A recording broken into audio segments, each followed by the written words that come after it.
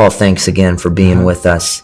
I want to ask you about biblical masculinity. The idea of biblical masculinity is disappearing in today's culture, and yet we see that it is so important as we look at the scripture. Yes. Talk to me about biblical masculinity and why it's so important. Well, first of all, there is a difference between a man and a woman. I know that in today that's shocking, but Paul told the Corinthians, act like men.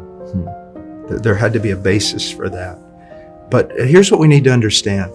Let's say that my father's generation, and for the most part my generation, the idea of being a man was John Wayne. Okay? And if you watch some of the John Wayne movies, there was a lot of things noble about that, but there were a lot of things that weren't noble. So John Wayne and that type of thing isn't the model, the archetype of what a man is to be. And then if you go to the other extreme, which you seem to find today, it's the very opposite of that person. A very passive, delicate man, a fearful man. It's like his psyche is broken and he just crumbles. Part of that we need to realize is one aspect of the judgment of God. Isaiah 3 is very clear about that we have young men ruling over older men. Noble men are removed from society. And there's all sorts of things revealed there in Isaiah 3. What we've got to realize is this. Our main problem is simply, again, not studying the Bible. Our main problem is not looking at Christ, or looking at Christ through some filtered lens rather than the raw scripture. My desire is not to be like John Wayne. It's also not to be like the other extreme. I want to set my sights on being like Jesus Christ. Now, also, I need to think about something. There is a headship in the family, and I am to be the head of my home. That doesn't mean that everything revolves around me. My headship serves one purpose, that I lead my home for the benefit of my wife and children, no matter how costly it is to me. My headship is sacrificial. And one of the things about being a true man, if we look at the model of Christ, it is self-giving and self-sacrifice. It's always, look at what Christ did. He gave himself and gave himself and gave himself until there was nothing left to give. That is my responsibility to my wife and my children. Also, if you want to talk about Christ is our protector, he stood in front of us. He stood in front of his bride. Anyone wants to come to get his bride, anyone wants to come to get God's children, he's going to stand between them and the ones he loves. This requires strength, courage. I think that young men need to grow in character, number one. And the primary characteristic should be love, which is self-giving. This is not about me. It doesn't matter how much I hurt, doesn't matter how much I suffer, doesn't matter if my expectations aren't met, my needs aren't met, my wants aren't met. That's not what it's about. It's about me dying for a woman and my children. Serving, giving, and stop looking in the mirror and stop being self-absorbed, self-giving. But then there's some practical things also. It's my job to feed my family.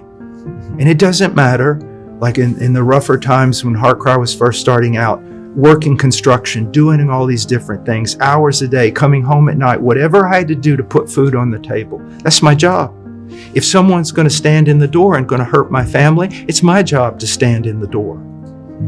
It's my job to take the brunt of everything this world has to throw at my wife and my family. And so, we raised Charolais cattle and quarter horses. So, it was rodeo from the word go. And my dad would just, you're going to be tough. Yeah. If you don't die, you're going to be tough.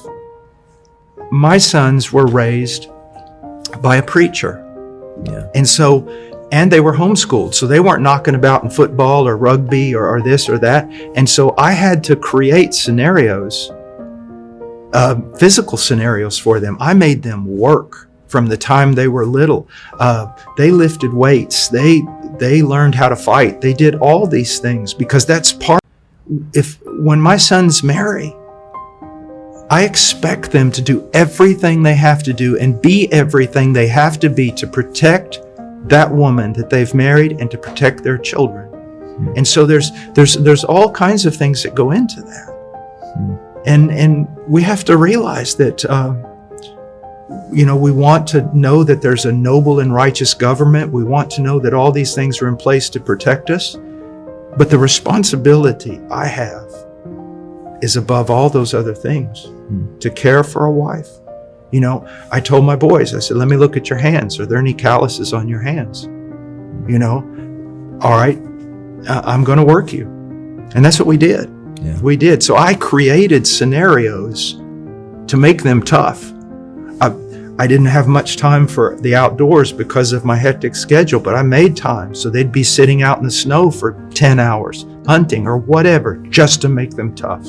Talk about work ethic and how important that is in the molding of men. Yeah, we lived up basically kind of up a hill with a logging road, and we had no central heat or air conditioning in our cabin for most of the years of the boys, and they were cutting wood constantly. Yeah. I know a man who lives in a suburb, and so what he would do when his sons would disobey, he went out to Lowe's and he bought a pallet of cinder blocks. There were probably 100 cinder blocks, and then he put an empty pallet way on the other side of the backyard. And he would have the boys, okay, you dishonored your mother. You're going to do 100 push-ups, this many sit-ups, and you're going to move all those cinder blocks from over there to over there. Yeah. And it just, toughness. Just briefly, Paul, you mentioned, your definition of masculinity is not some external facade. No. It is sacrificial service that is not defined, you said, by passivity, but because of inner strength, by being a man of character. Is there anything else, if you're talking to a young man, and I was 15, 25, 35, and you say, if you want to be a man, you need to do this, what would you say?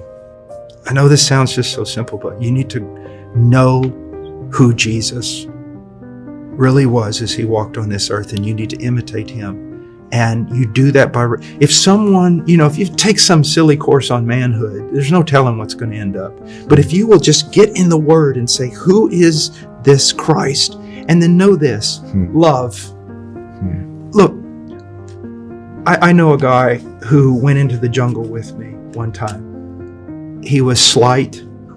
He was afraid of absolutely everything. I mean, he was so afraid. He was afraid of his shadow, the leaves, the spiders, the snakes. He was afraid of everything. You'd say, well, how can you admire a guy like that? I admire him.